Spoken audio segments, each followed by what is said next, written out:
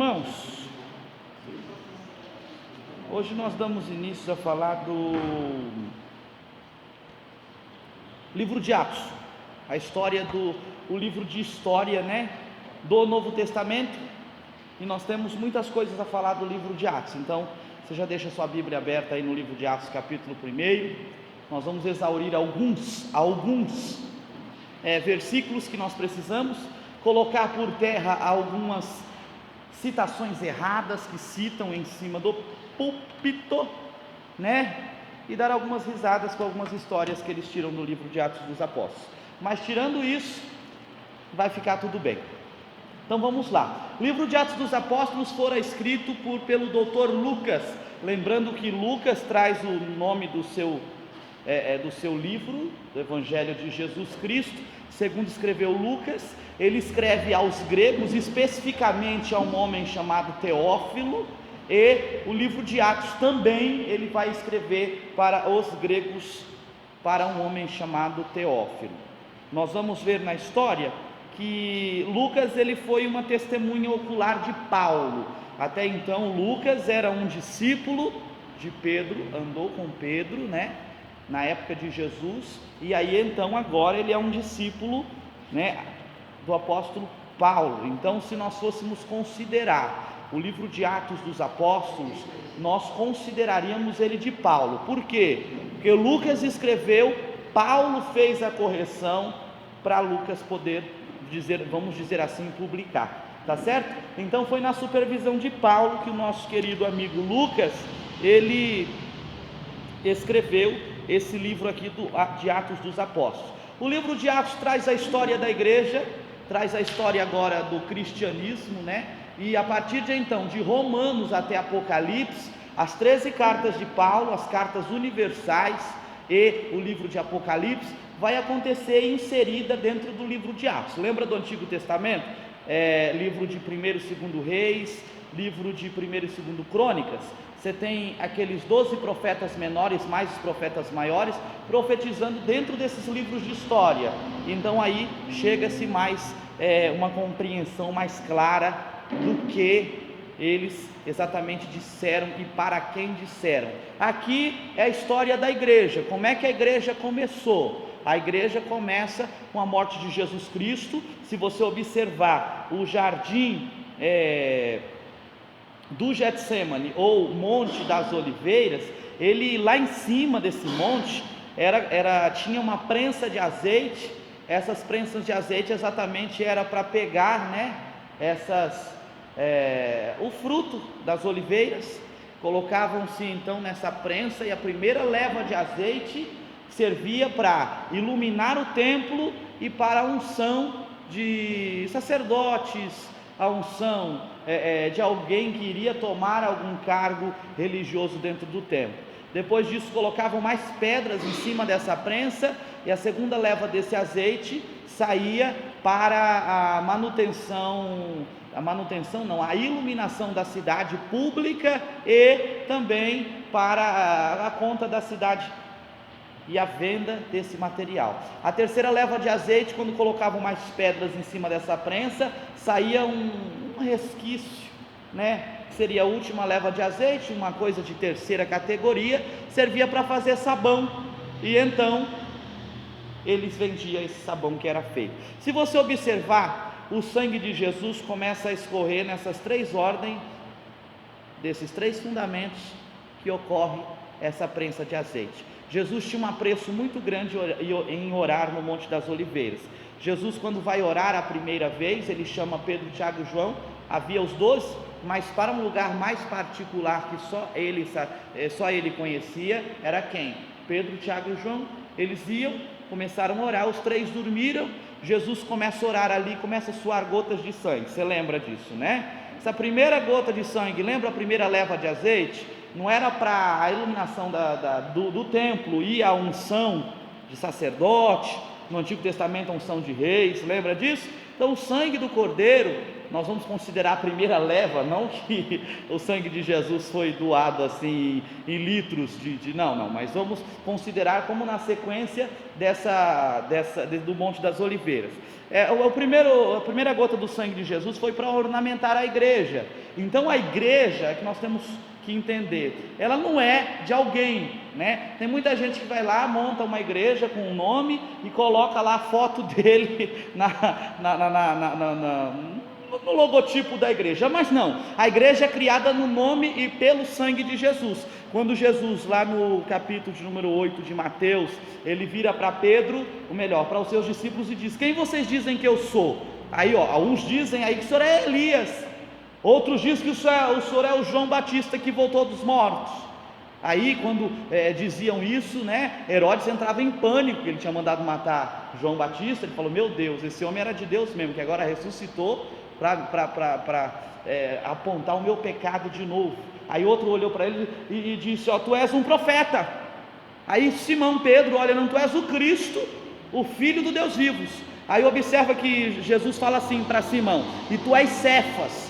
Cefas quer dizer Pedro, Pedro quer dizer rocha. Ele vai dizer: e sobre esta pedra eu edificarei a minha igreja, e as portas do inferno não prevalecerão contra ela. Então a igreja, ela é movida por santos, que são os cristãos que se arrependem do pecado, são chamados para uma grande obra, mas ela não é compartimento de uma pessoa específica. O único que pode usar um pronome possessivo dizendo meu, minha, é só Jesus, porque foi o sangue dele que verteu para que hoje nós tivéssemos a igreja de Cristo. Segunda leva de azeite, observa que ele foi levado para o sinédrio, foi esbofeteado, e depois os soldados, rasgaram, tiraram as roupas de Jesus, colocaram uma capa, uma túnica, púrpura, uma coroa de espinhos, bateram nele. Então observa, a segunda leva do sangue de Jesus não era para iluminar a cidade. Então observa que começa ali, desde dentro do sinédrio, depois no pátio da casa Antônia, que é a casa de Pilatos, depois vai vendo, Jesus vai sendo espancado até o alto do Gólgota, ou o Monte da Caveira. Chegando lá, observa a segunda leva do sangue de Jesus, aonde eu não posso chegar, o sangue de Jesus chegou e alcançou todas as pessoas que precisavam de salvação. E a terceira leva de azeite, que seria feito o sabão. Um soldado, Pilatos chama um centurião, diz: mas já morreu, já, ainda não é nem 3 horas, já está morto, vai lá verificar. Eles pegam e furam o lado de Jesus. O que é que sai lá? Sai sangue com água. Então nós vemos que o que nos purifica de todo o pecado, e o sangue de Jesus é como um sabão, ele lava a alma, e nem um sabão que você conhece lava a alma, só o sangue de Jesus. Então a igreja, ela foi montada assim. Essa é o que nós chamamos dos pilares da fé da igreja. Então observa, o livro de Atos vai contar a história da igreja, e nós precisamos ater-nos aqui em alguns testemunhos de alguns cristãos que faziam para Deus o que nós não conseguimos fazer hoje. Então vamos lá, página de número 44 já. Quais são os motivos históricos aqui? Vamos ver, o livro de Lucas e Atos são endereçados à mesma pessoa. Quem? A um homem chamado Teófilo. Se você observar isso, o livro de Lucas e o livro de Atos, eles se entrelaçam, eles vão falar do mesmo Jesus, só que de uma forma diferente. Aí você observa, se você comparar Lucas capítulo 24, do verso 44 ao verso de número 53, se você começar a ver no verso 43 de Lucas 24, você vai ver que Jesus está fazendo a promessa do Espírito Santo, do Consolador. Você chega no verso 49, Jesus diz assim para eles: ficai porém na cidade de Jerusalém, até que do alto sejais revestidos de poder. O livro de Atos capítulo 1, do verso 6 ao verso 11, o que está dizendo?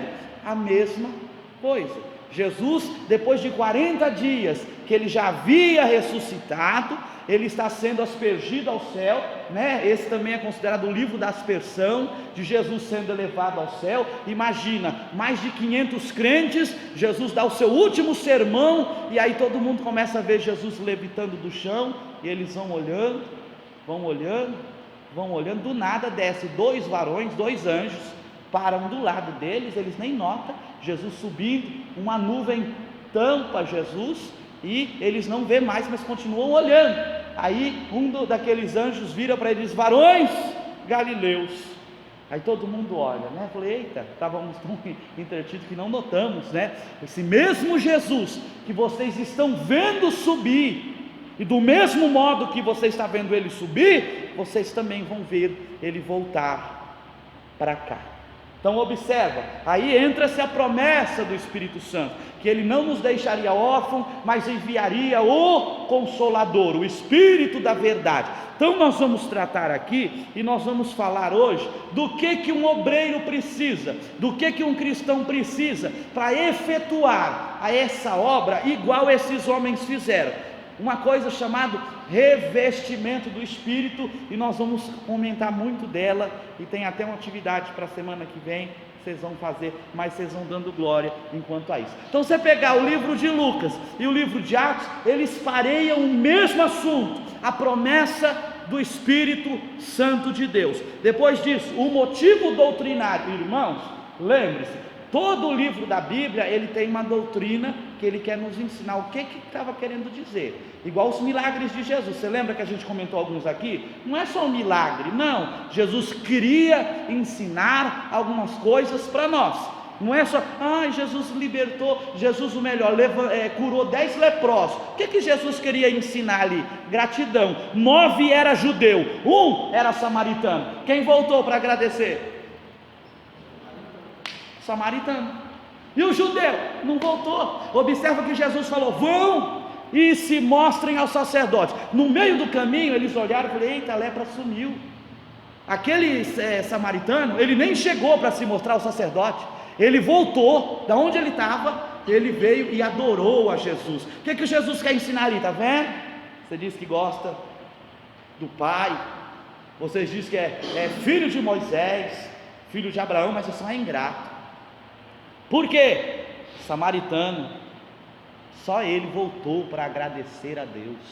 Sempre Jesus queria ensinar isso. Então aqui nós temos um motivo doutrinário no livro de Atos. A principal doutrina é a pessoa e a obra do Espírito Santo. Então olha, a Bíblia chama, e ele dá características do Espírito Santo, de como se ele fosse uma pessoa. Ele é Espírito, como está escrito na segunda carta a Coríntios capítulo 3 e o verso de número 17, ora, porque o Senhor é Espírito, e o que importa é que aonde o Espírito de Deus esteja, vocês tenham liberdade. Então ele é Espírito. Então, irmão, não dá para você pegar, você está pregando e falar: abraça o Espírito Santo aí. Rapaz, não dá, né? Se ele é Espírito, não dá para abraçar o Espírito Santo, mas eu consigo senti-lo. Ele tem características nossas. Por exemplo, quando você ama alguém, você sente o sentimento de amor, ele é a essência do amor. Quando você está com ciúmes de alguém, ou de uma determinada coisa, ele também sente ciúmes, também se entristece. Essa é a pessoa, e agora vai demonstrar a pessoa e a obra do Espírito Santo. Quem anda com o Espírito Santo e faz a obra pelo Espírito Santo, tem uma diferença muito grande. Outro valor doutrinário é que o Espírito Santo é o poder, o poder motivador por trás do testemunho e da obra dos apóstolos. Então, antes de qualquer um de nós sermos conhecidos como servos de Jesus, o que nos motiva a estar aqui é o que? É o poder do Espírito Santo. Lembra quando Jesus disse isso em Marcos capítulo 16? Eu vos dou poder. Ele estava falando do Espírito Santo, porque o que gera esse poder na vida do cristão nada mais é do que o Espírito Santo. É por isso que todo crente precisa desse revestimento, porque sem esse revestimento você já sabe o que dá, né? Vamos lá. O motivo apologético. Esse livro, ele nos ensina a defender a nossa fé. Como? Os discípulos, eles mostravam isso, eles vão nos ensinar. O livro de Atos nos revela 3 coisas sobre o Espírito Santo. Ele nos revela 3 motivos que nos fazem defender a fé. Ele dá 3 características do poder do Espírito Santo. 3 virtudes que o Espírito Santo quer ensinar sobre um cristão. Primeira, disciplina. Irmãos, o Espírito Santo de Deus é disciplinado, tá? Ele não é bagunceiro, não, ele tem, o que é disciplina? Você vai no exército ou na aeronáutica, marinha, na nossa não, que a nossa é uma bagunça, mas na França, não na Inglaterra, os guardas da rainha, eles ficam lá, né? Ó, parado, um monte de gente tirando foto, fazendo gracinha, eles lá, disciplina, eles têm um foco, o que? Guardar a rainha. Se alguém encostar neles, eles repreendem dizendo, olha, não encoste no guarda da rainha, pronto, e ficam lá, chove, está lá, calor, está lá, ouve-se então do comandante um pedido para fazer a guarda da rainha, então eles marcham até onde a rainha está para fazer a guarda. Que disciplina, é um exemplo que eu estou dando. Então todo crente ele tem que ser disciplinado. Agora, isso é legal, né? Mas vamos lá, falar de disciplina. Irmão, o Espírito Santo de Deus é bagunceiro. Eu não sei, porque tem igreja que você olha, um centro de macumba e uma igreja parece a mesma coisa. Por quê? Porque não existe unção para riso, aquele monte de... É a mesma coisa você olhar para uma igreja e para um circo, vai estar todo mundo rindo. Não existe, você vê umas pessoas que eu não sei, vocês já viram os vídeos que eu mostrei para vocês, né? Eu vou falar, mas depois vai cortar mesmo, que o irmão pega uma marreta e quebra o púlpito.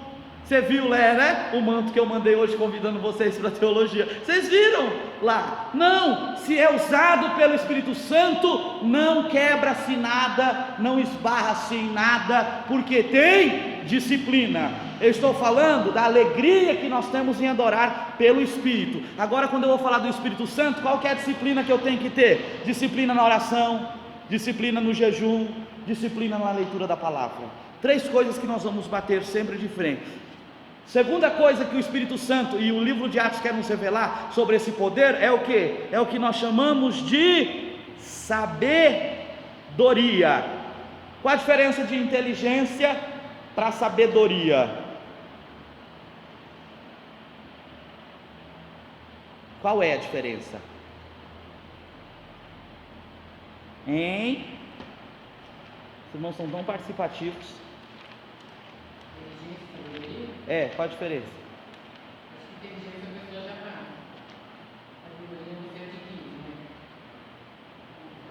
A inteligência a pessoa já nasce? A sabedoria se adquire. Vamos dar exemplo muito claro. Inteligência, a pessoa ela tem o domínio de ciências. Então o copo está aqui na beirada, ó. O inteligente ele passa dizendo, esse copo vai cair. E o sábio olha e diz, primeiro o inteligente vai falar, quem foi o irresponsável que deixou esse copo na beirada da mesa, e ele vai cair, ele vai embora e o copo continua ali.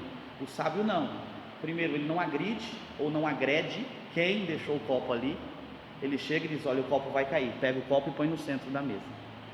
O sábio, além de ele avisar o problema, ele dá a solução para o problema. Jesus é assim, ele nos deixa sábio e nos dá a solução, e você já tem a solução para resolver todos os seus problemas. O que? Orar e nunca desfalecer, para que o Senhor vos abençoe em toda a vossa boa obra. É simples, né? Porém, vamos lá, sabedoria.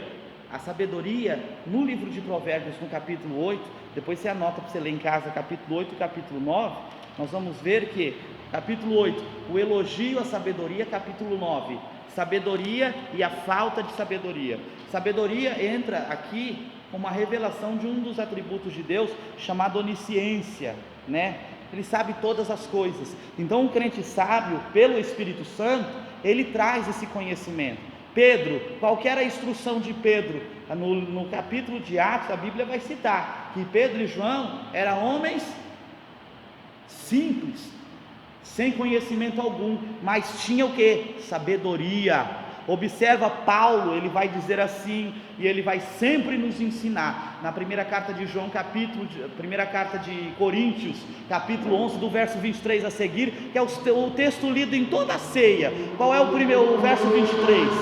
O que ele diz no verso 23? Porque eu recebi do Senhor o que também vos ensinei, que o Senhor Jesus, na noite em que foi traído, tomou o pão e, tendo dado graça, partiu e disse. Paramos só aqui. Paulo está dizendo assim: olha, se é para fazer na obra de Deus, você não pode usar o seu conhecimento humano, mas você tem que ensinar o quê? O que vem do Senhor. Livro de Tiago, no capítulo 1: quer sabedoria? Peça a Deus, que Ele dá, deliberadamente Ele não lança em rosto. Então, irmão, o crente e o que nós temos hoje é a falta de sabedoria, certo? E isso o livro de Atos vai nos ensinar. Primeiro, disciplina. Segundo, sabedoria. E terceiro, orientação. Por que ele vai citar aqui, olha, orientação? Porque a Bíblia vai nos descrever que essa orientação dada pelo Espírito Santo, ela ensina você. E já que você tem sabedoria e agora você é uma pessoa orientada pelo Espírito, você sabe na casa de quem entrar, você sabe por quem orar, e você sabe como Jesus vai operar o milagre que a outra pessoa precisa. Isso é o que esses discípulos tinham, bem diferente de nós, que nós não temos isso hoje. Os grupos diferentes, como judeus, gregos, entre outros, foram unidos em um único lugar. Já é Atos capítulo de número 2, e a Bíblia vai nos escrever que ali se formou o que nós temos hoje. O que nós temos? Um ambiente para se reunir os crentes, e nós chamamos isso de igreja. A igreja primitiva, ela nunca foi perseguida por Roma, e sim pelos judeus. Então aqui o livro de Atos e a Bíblia Sagrada vai nos deixar bem claro: irmãos, a igreja nunca vai ser perseguida pelo imperador de Roma. A igreja sempre foi perseguida por quem?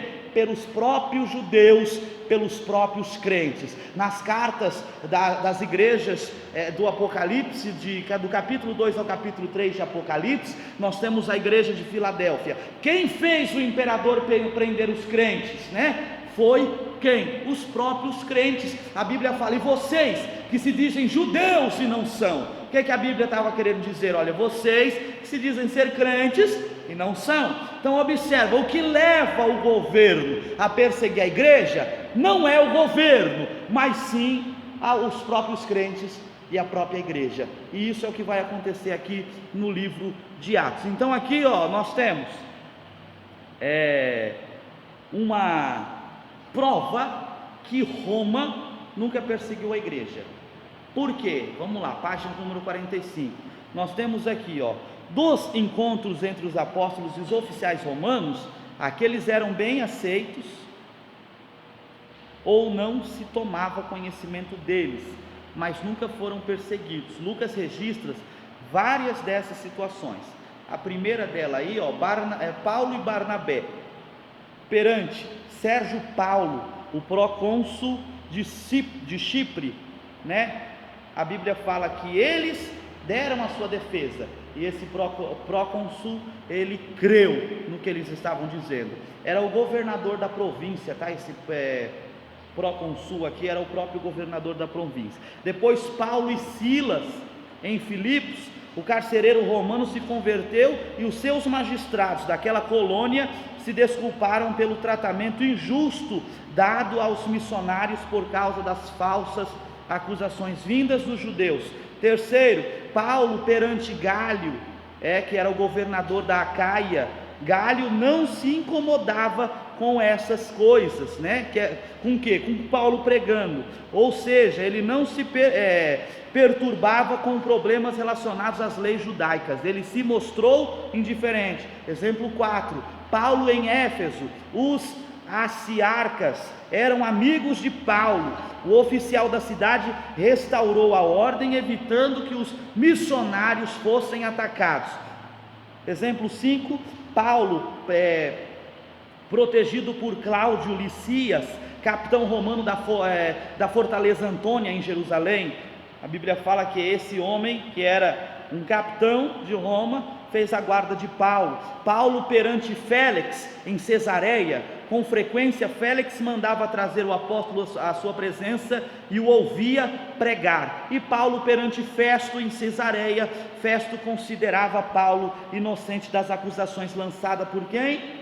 Pelos judeus. Então, irmão, tudo que gera dentro da igreja, e quando o governo passa a perseguir a igreja, não é porque o governo, é porque o crente passou a dar mau testemunho. Então os judeus levavam acusações dos crentes, e então eles eram obrigados a entrar com a ordem, com a lei aqui. Então isso fora criado dentro da igreja. Observa-se então que aqui nós temos algumas coisas que nós precisamos aderir, e aí nós vamos analisar capítulo por capítulo do livro de Atos, tá? Então observa, qual foi o motivo biográfico que Lucas escreveu? Os que mais foram destacados por Lucas foram dois no livro de Atos: Pedro e Paulo. Observa-se aqui, que Pedro ocupa a maior parte dos capítulos 1 ao capítulo 12, e Paulo a maior parte, dos capítulos 13 aos capítulos de número 28. Então Lucas dá testemunho aqui de dois homens, só que no meio dessas histórias, dos testemunhos deles,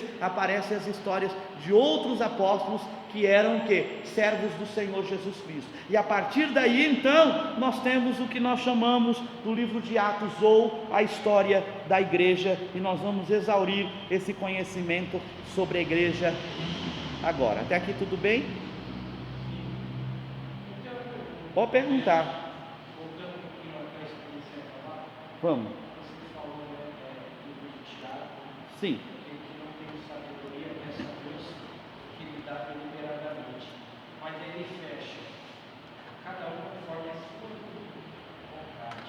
Vontade dele, do Espírito, do Espírito Santo.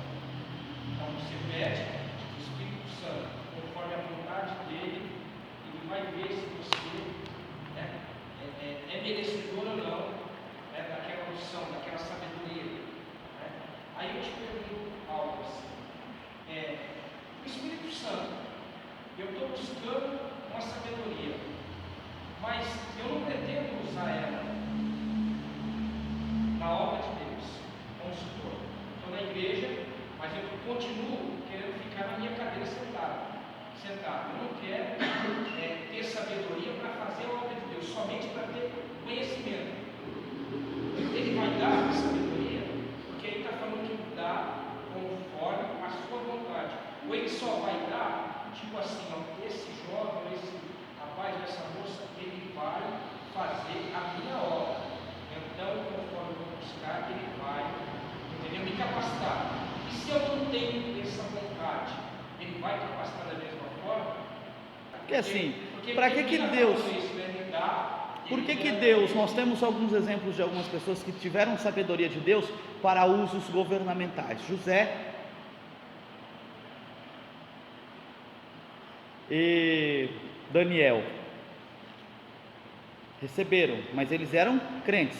Lembra do que nós falamos, aqueles 3 pontos aqui, que nós temos um chamado disciplina, e aí você vê, por isso que Paulo vai dizer assim, conforme a sua soberana vontade. Eu vou pedir, mas aí Deus vai ver a minha disciplina, como é que eu vou usar, e para que eu vou usar, e aí Ele me dá, mas perante o que eu enxergo da minha disciplina para com Deus.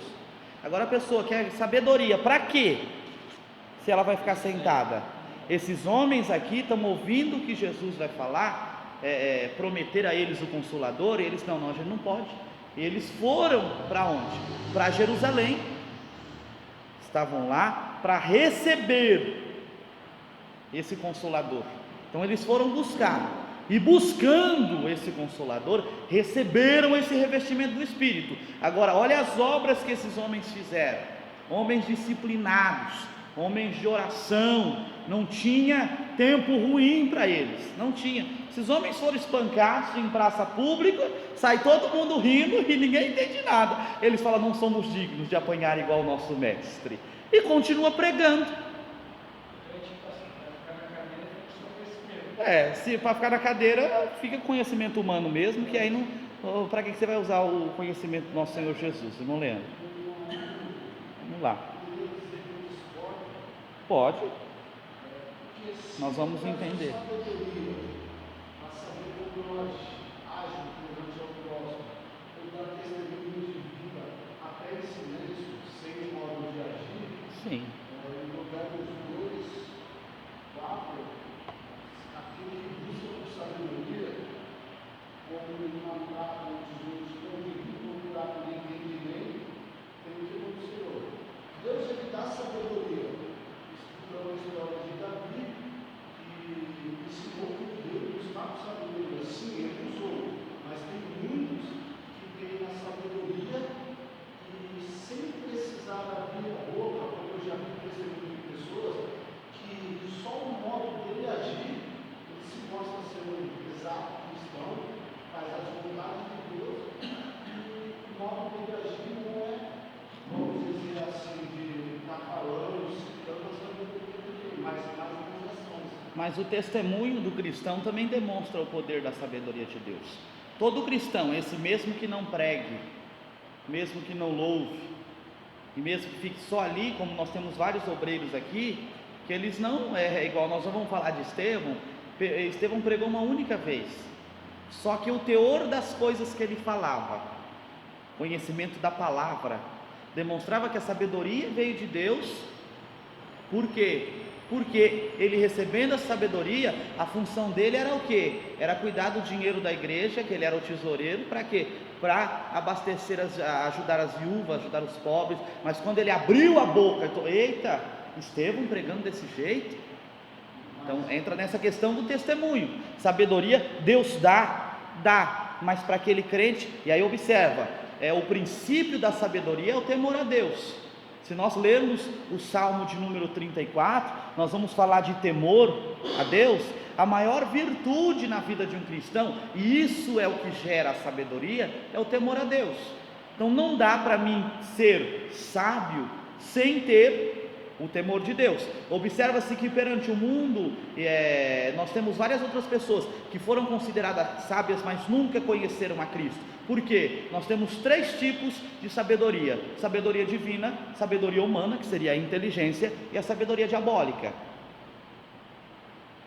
Então o crente tem que se ater dentro da sabedoria divina. Por quê? Conhecimento humano algum, ou a inteligência, não faz um paralítico andar ou um morto voltar dos mortos.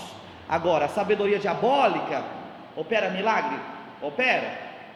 E a sabedoria de Deus opera milagre? Opera milagre, salva a alma da pessoa e ainda, além disso, ainda leva para o céu.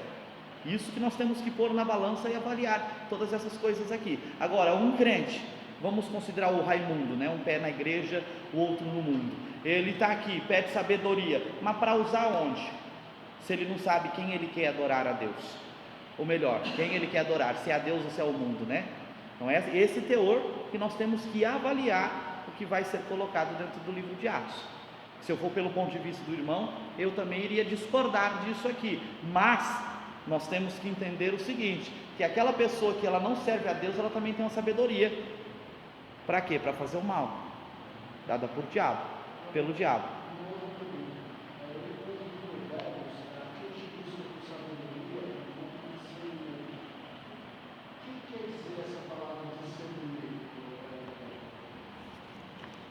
A palavra discernimento, ela entra dentro da orientação. Porque a sabedoria, como é que eu busco? Eu busco entender. Há uma diferença entre entender e executar o que entendeu. O discernimento entra na questão do executar. Por exemplo, você ouve falar na primeira carta de Coríntios sobre os dons do Espírito. A pessoa, ela pede a Deus o dom, mas ela tem que ter o discernimento para usar. Aí nós temos o dom que é o discernimento de espíritos, né? Isso já funciona na prática, eu leio na Bíblia, mas quando a pessoa tem, ela tem que saber na prática. Então é mais a orientação, discernimento, certo? Por exemplo, você está dirigindo o culto e você dá a oportunidade para uma pessoa, ela vai na frente e está dando uma oportunidade, falando como muitas pessoas já falaram palavrão em cima do púlpito, até pregadores, né? Já falaram, certo? Quando a pessoa tem essa orientação do Espírito, esse discernimento, ela é sábia, mas ela tem um discernimento, o que acontece? ela não dá oportunidade a essa pessoa, porque ela já sabe o que vai acontecer. É a mesma coisa que nós vemos. Nós temos nas faculdades grandes doutores e mestres que são muito inteligentes, só que na hora de passar esse conhecimento ninguém entende nada. Por quê? Não tem a prática, não sabe como executar, não sabe como mostrar. Isso seria o discernimento, você formar discípulos.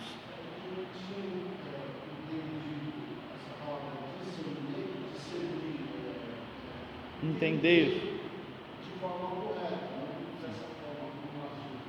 Mas o discernimento é entender de uma forma correta. Não basta eu apenas ler. Quando eu leio, eu entendo o que está escrito. O discernimento vai além. Ele tira esse conhecimento das páginas do que eu leio e me faz executar. É a mesma coisa, nós entramos numa faculdade e nós temos lá a matéria, qualquer matéria, matemática nuclear, vai ter a teoria você vai tirar a sabedoria do que está escrito, e nós temos a aula prática, que você vai entender como funciona, você vai fazer funcionar, isso gera o discernimento. Então isso que é importante os irmãos entender. Não basta, eu posso ter uma boa oratória, eu falo, nossa, eu entendo muito bem o que está escrito, e na hora de aplicar, é a mesma coisa que eu vou perguntar para os irmãos aqui: quem já expulsou um demônio? Você já leu na Bíblia, você tem o compreendimento da Bíblia, tem ou não tem? Mas você já expulsou? Na prática? Viu a diferença? Sim. Mas o discernimento e o conhecimento, nessa conclusão que você deu, não tem o mesmo significado, a mesma coisa? Tipo, você ir lá e executar, mas para você executar você tem que ter o conhecimento? Sim, mas na sabedoria, no conhecimento de duas coisas praticamente separadas. Observamos uma coisa aqui, tem pessoas que eles têm total conhecimento da palavra, só que eles não a põem em prática, e quando vocês vão ouvi-los pregar, vocês dormem. Agora, quando a pessoa tem esse discernimento, que é o que? A orientação do Espírito Santo para você executar, você sente algo diferente, porque essa pessoa sabe do que ela está falando, né? Aí eu volto a contar a velha história de que o irmão foi pregar de como Deus havia feito a mulher. O ventilador virou as páginas da Bíblia e ele terminou falando sobre a construção da arca e terminou dizendo: e foi assim que a mulher fora feita. Tem diferença, e é isso que eu quero deixar bem claro. É confuso nós termos essa coisa separada. Sabedoria, que é o conhecimento de Deus. Quando você pede sabedoria a Deus, imagina, é igual Jó, passou por tudo, mas no 42 ele fala: olha, antes eu conhecia o Senhor de ouvir falar, hoje eu conheço porque, o Senhor está perto e eu vi o Senhor. Moisés, observa, com 40 anos, formado no Egito, foi lá, viu um egípcio bater num hebreu, ele matou o egípcio, viu um hebreu brigando contra o hebreu, foi separar, o hebreu que estava espancando o outro empurrou ele, e disse: por acaso, quem colocou o Senhor sobre nós como governador, juiz? Você vai fazer comigo igual você fez com o egípcio? Ele fugiu, sumiu, com 80 anos, Deus manda ele de volta, e ele era Moisés, fez tudo o que Deus mandou, mas no capítulo 33 do Êxodo, quando ele sobe ao Sinai, e ele vê aquela glória, Moisés desce diferente. Então é essa a questão, você conhece o Senhor, e nós hoje temos o conhecimento do Senhor aqui, pela palavra, sabedoria pela palavra, só que e o discernimento na prática, e a sabedoria na prática, e a aula prática, como é que funciona?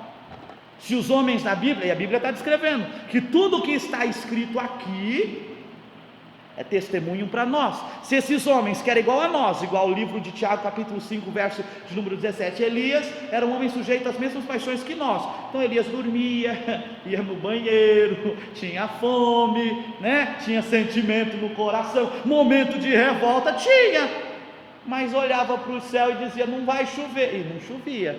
Nós conseguimos dizer isso? Agora, observa, Elias falou, não vai chover, e não choveu. Aí você observa, mas isso é um milagre grande, Você lembra quando ele chegou lá para multiplicar a farinha da viúva, da panela dela? Quando é que essa farinha deu? Só para o primeiro dia? Não, ele tinha acabado de dizer que não ia chover e começou. Depois foi lá e operou o milagre na farinha, na panela, com a farinha da mulher lá. E quando é que essa farinha parou? Só parou depois de 3 anos e meio, quando a chuva desceu sobre a terra. Você já imaginou? Você botar uma xícara de arroz lá e depois de 3 anos e meio, sei lá, a panela está cheia. Você vai no outro dia, está cheia. Vai na hora do almoço, está cheia. Foi o que aconteceu lá com aquela mulher. E aí todo mundo só pensa no milagre que ele diz, não vai chover. Olha o milagre na vida dessa mulher aqui, irmãos. E ele era um homem sujeito igual nós. Elias ficou velho, cabelo branco, ficou. Eliseu era careca e foi Eliseu. Um monte de gente teve problemas igual nós, carne igual a gente, batia nele, ele sentia dor, ficava virado, e foram essas pessoas aqui. Por quê? Porque nós voltamos para o conhecimento da palavra, e isso é categórico, nós temos que ter, mas nós precisamos ter a prática, que é o que falta na igreja do século 21,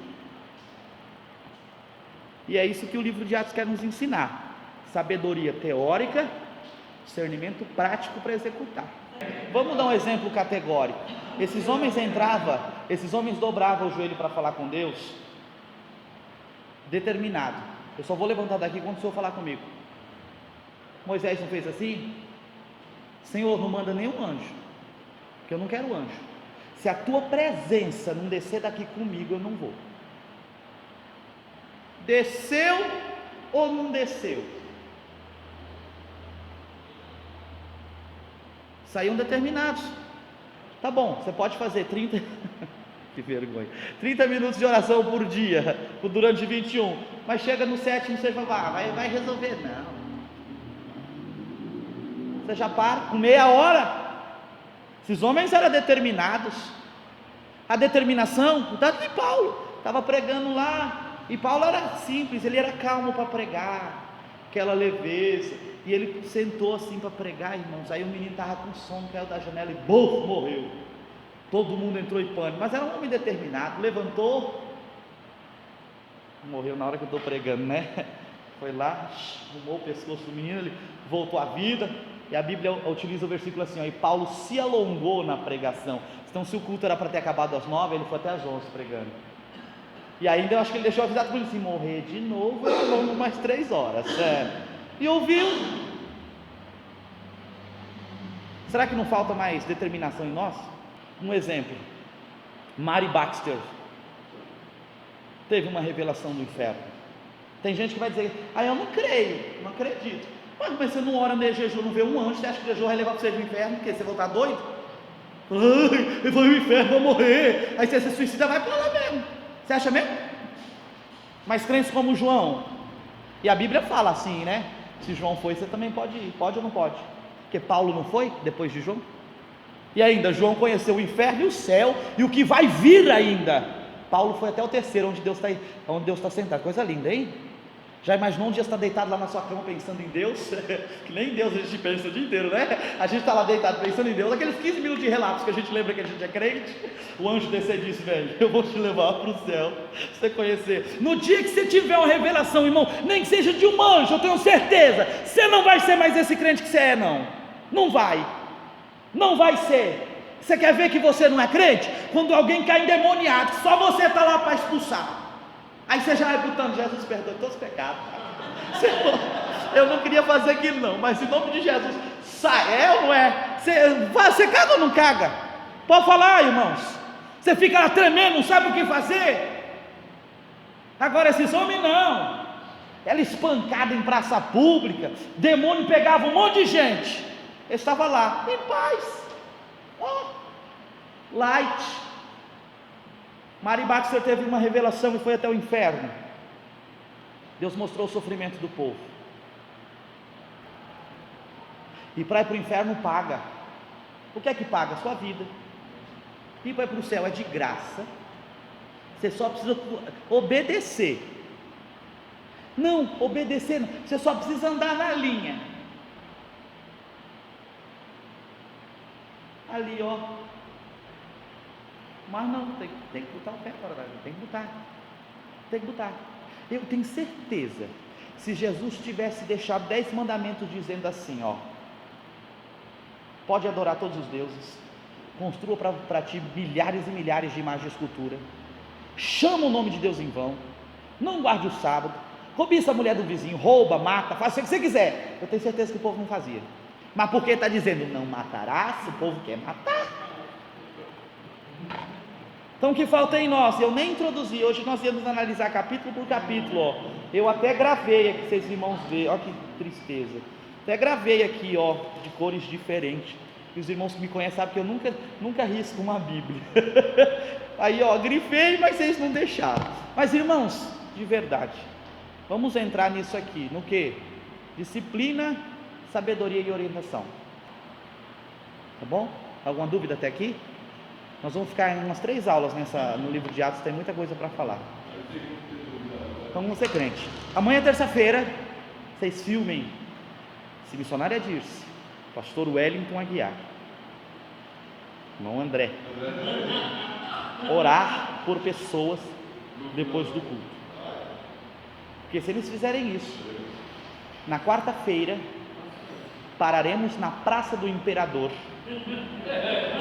e nós vamos chamar todas as pessoas que estiverem passando para que eles orem por todas elas, tá bom? O dia inteiro, tá bom, irmãos? Então paremos aqui.